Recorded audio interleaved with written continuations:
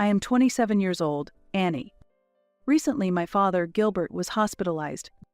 He runs a small company and has been given 6 months to live by his doctor. Throughout my life, he has always been my support.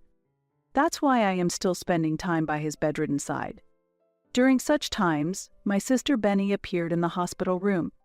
"Annie, listen to me," she said in a domineering tone. "I'm going to inherit all of our father's $7 million. Why bring up money at a time like this?" I couldn't believe my sister would bring up the inheritance.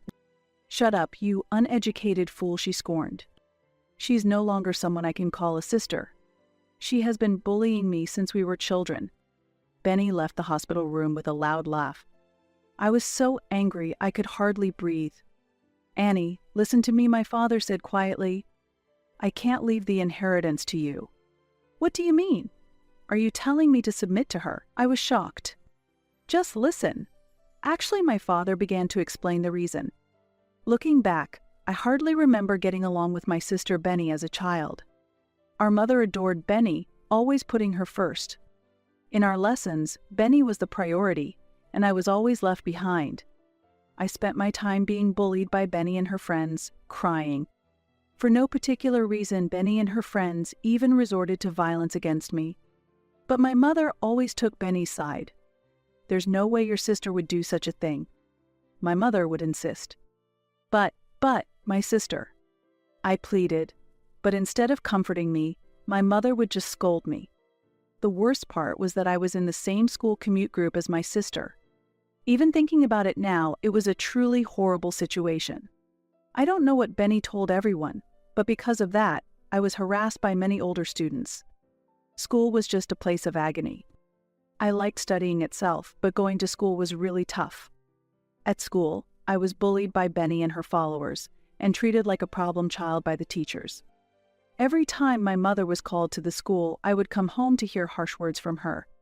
Those days were like a living hell, truly a nightmare. I couldn't trust anyone, and there was no one I could rely on. I hated everyone: my mother, my sister, her friends, and the teachers. But there was someone I could depend on. That was my father. He ran a small factory. Though it was a small company, it was growing every year, thanks to my father's ingenuity and ideas. My only ally was my father, the president of this quirky company. When my father was home, I always stayed close to him. In front of my father, neither my mother nor my sister harassed me. Being by my father's side was the only place where I felt safe. It seemed that my father understood as well, for he always kindly accepted me when I cried and clung to his pants. He would also sternly reprimand Benny. When I was in high school, my father called out to me, "Annie, from now on I will be busier and won't be able to be with you all the time. No matter what Benny does to you, don't give up. Study hard and become strong." My father told me. "Yes, I'll try my best. I'll study hard so I won't lose to my sister." As a high school student, I understood. The only way to escape this life was to continue studying persistently. Even if I sought help from someone, somehow Benny would be the one praised. That's why I was determined to rise up on my own. Thanks to my mother paying for my tuition, I attended cram school and studied desperately. As a result of my efforts, I was able to pass the entrance exams to a top university.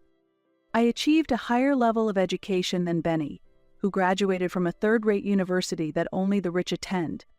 However, my sister told my friends and neighbors. Annie herself said that she only passed the university exams by cheating.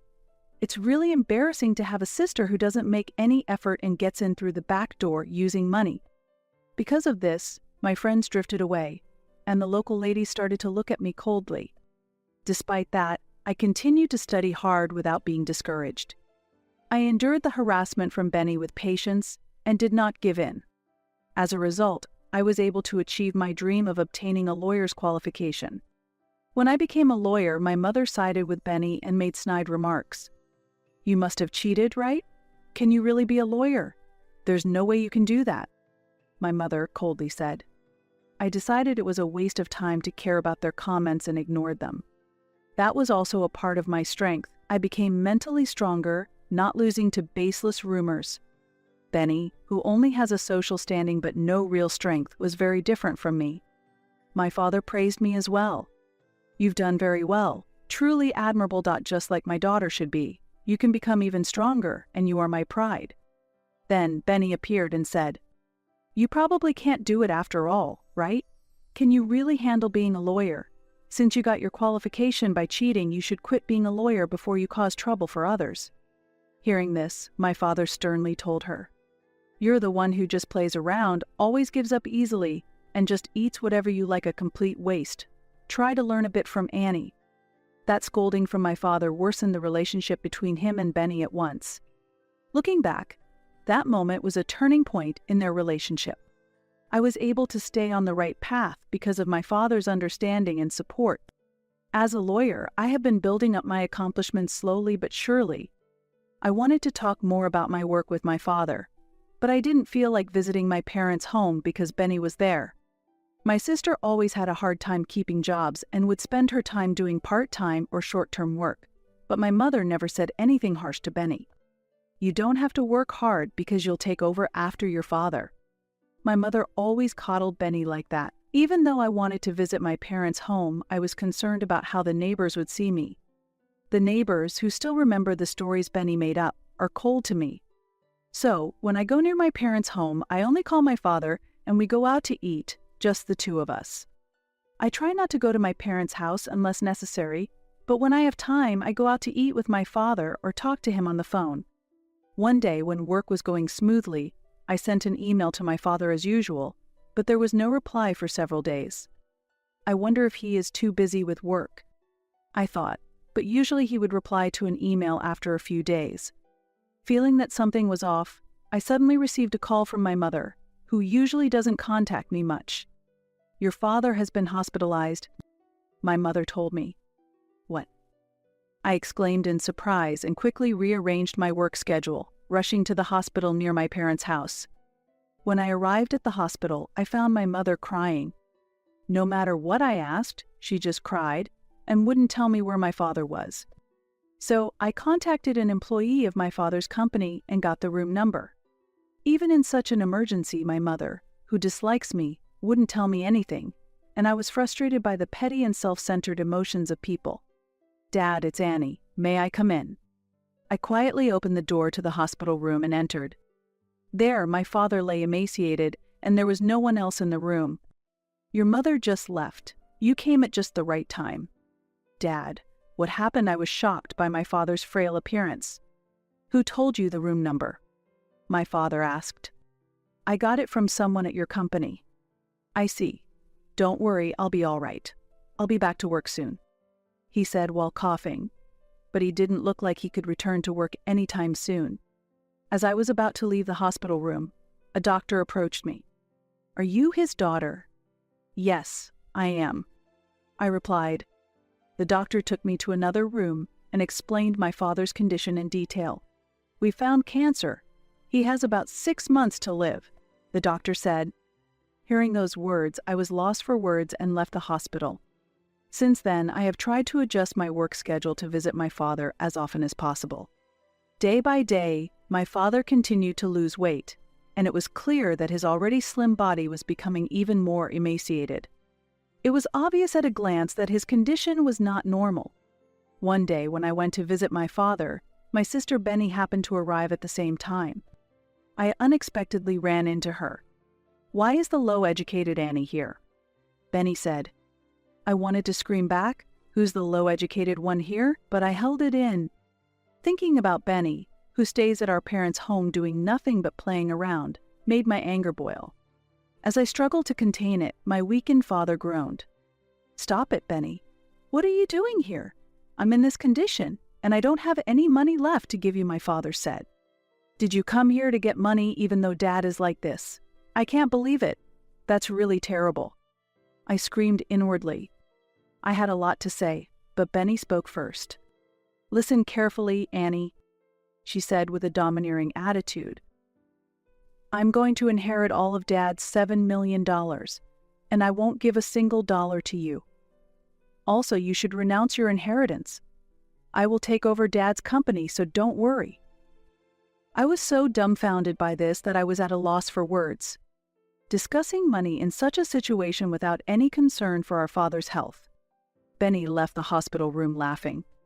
Benny, who does nothing but gallivant around, says she will take over the company. I felt that such talk was nothing short of a joke. Benny is really the worst. I struggled to suppress my explosive anger. Listen carefully, Annie, my father said quietly. I can't pass the inheritance to you. What do you mean? Are you saying I should just submit to someone like her? I was shocked. It's okay. I couldn't hide my disturbance. Could it really be that my father has no intention of leaving me the inheritance? I told myself that receiving the inheritance isn't everything. Why is that? Just listen. Actually, my father began to explain the reason. After hearing about the current state of the company, I was at a loss for words. Listen, no matter what happens, don't even think about trying to inherit the estate. Okay. It's getting dark outside. You should go home now. You have work tomorrow, right? Prompted by my father, I returned to my apartment, which was a little distance away. The next morning, I was so busy with work that I didn't even have time to email my father. Later, my father's condition suddenly worsened, and although he had been diagnosed with only 6 months left to live, he passed away 2 months earlier. During the funeral, at the family meeting, I complied with my father's wishes and agreed to let Benny inherit everything.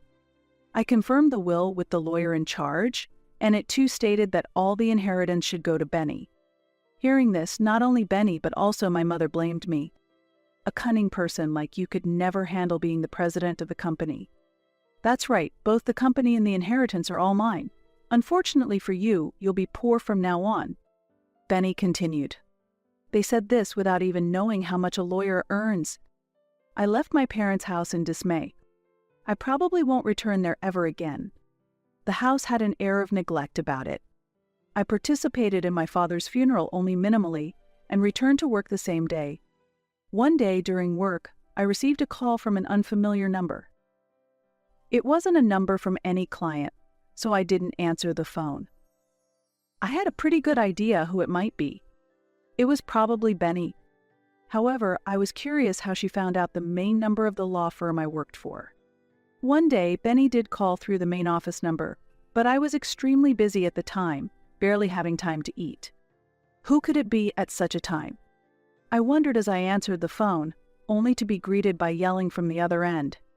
You knew about it, didn't you? Excuse me? Who is this? Start with your name at least. It's me, Benny. Benny? I don't know any Benny. Shut up, you're annoying, Benny yelled.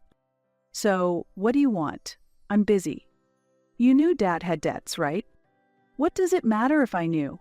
What do you want now? I'm running out of money to play with, so you need to sort out Dad's debts. Ah, I'm hanging up now. Deal with it yourself, I said coldly, and hung up the phone. I instructed the office not to put through calls from Benny anymore. In the hospital room, my father had confided in me alone about his debts. Benny had assumed the inheritance was $7 million and never dreamed that there was also $10 million in debt.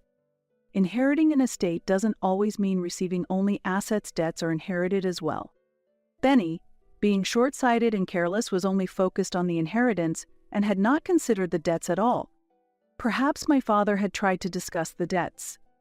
However, given Benny's personality, she probably ignored the discussion about debts and only paid attention to what she could inherit. She is a pitiable person. However, I had no intention of helping her. Enjoy the debt-ridden life with our mother. That was the only thing I could say to her. Later, I found out that Benny was living a terrible life, taking on more debt to repay existing debts. Her financial situation was extremely dire. The debt was only growing, getting bigger and bigger. Considering her lazy lifestyle up to this point, I couldn't help but scoff. I am not delighting in someone else's misfortune. It's just that the many wrongs she has done to me over the years are finally coming back to haunt her. I had no intention of helping her. I felt it was just desserts. Afterward, my mother also called multiple times asking for money. Please, help your mother. Even a little bit of money would help, she pleaded tearfully. I was astounded by the request. All this time she only cared about my sister, ignoring me completely, and now she comes to me only when she's in trouble. What a naive idea.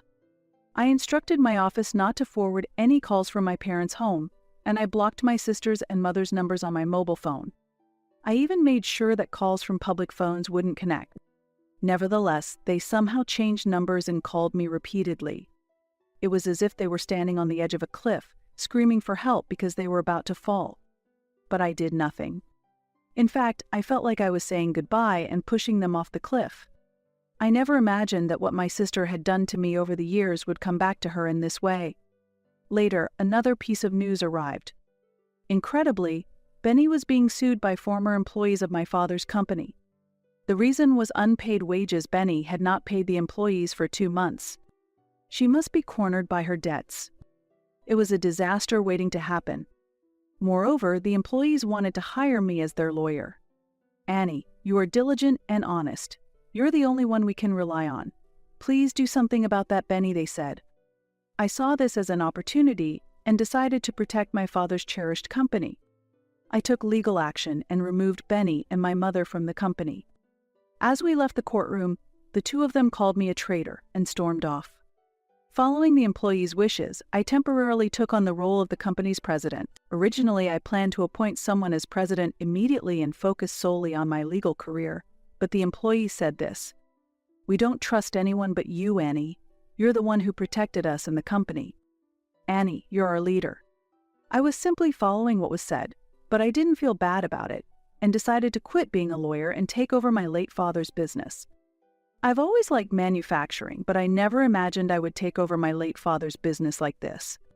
The workplace had a homely atmosphere and was very comfortable. The employees knew me as someone who always learned by my father's side. Unlike Benny, who wasted her time in frivolity, the employees understood the true nature of us sisters. That's probably why it was natural for them to rely on me. I managed to grow the company.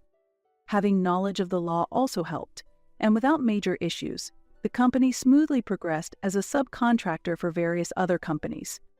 The number of employees gradually increased, and we decided to relocate to a larger space. Moreover, we established a staff dormitory and expanded the types of allowances to enhance employee benefits. As a result, our company was featured on local television as a great place to work. When asked what the key to success was, I replied, "Patience and effort are everything. It's important to continue working diligently because then the results will naturally follow."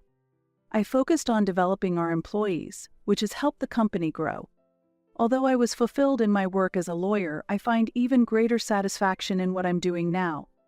If I had given in to interference and quit, I'd probably be leading an undisciplined life now, feeling apathetic about everything. Blaming others for your failures or speaking ill of them won't make anyone want to follow you. I learned this, surprisingly, from my sister and mother. I do not want to be like them. All I want is to live honestly and sincerely, but seeing my sister and mother, who can't even do that, I realize how miserable they are. Now, that's how I feel. Later, I made a name for myself as a female CEO and started dating a man I met through work. I have no knowledge of what became of my sister and mother. I have neither the desire to look for them nor to help them. Considering how much of a burden their actions were on the employees, I can't bring myself to feel that way. My sister and mother will probably never return here. And after several years of dating, I got married. My husband is a talented young entrepreneur who has successfully run a small factory, and we hit it off. We had a small but heartwarming wedding that was true to us. The happiness I felt at that time was beyond anything I had ever experienced. Soon after our wedding, I found out I was pregnant, and a baby boy will be born soon. That alone would have been enough. "Excuse me, Madam President." One of the employees burst into the room in a rush. Fortunately, no one else was there at the time, which was a relief, but the employee said excitedly, "Benny is here." "What? Why now?" Holding my swollen belly, I stepped outside. There stood Benny, dressed shabbily and looking unclean. Benny declared threateningly, "This company is mine. Annie, with your unkempt appearance, you can't be the president. I should take over as president." Hearing this, some employees who were listening threw water at Benny. These were the employees who had been forced to work without pay when Benny was the president. "Get out. Annie is our president. You're not fit to be president. Just leave. You're nothing but trash." I was astonished at this moment. Even though there used to be no one I could rely on but my father, now I had never imagined that so many people trusted me. We'll get rid of her quickly, so please go back inside, Madam President. Many employees were protecting me from Benny. Annie, please help me. Please leave. You're only causing trouble for everyone. I finally voiced the words I had long held back in my heart. I truly hate you. I slowly walked back to my office. I don't know what happened to Benny afterward. And then, I gave birth to a healthy boy and received warm congratulations from everyone around me. Since I started working on rebuilding the company as its president, the expressions of the employees visibly changed. Employees who used to work with gloomy faces gradually regained their lovely smiles.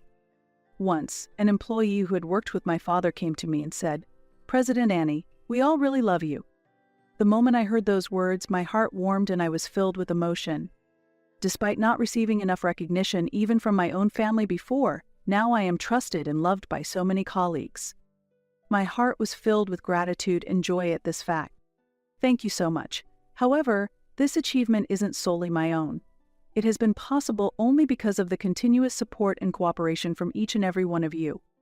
While expressing my sincere gratitude deep down, I remembered the words my father once said to me, "You can become stronger."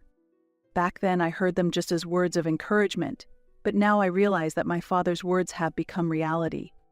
The company was gradually stabilizing, and I was thinking of trying new initiatives. In particular, I focused on creating a work environment where women could thrive.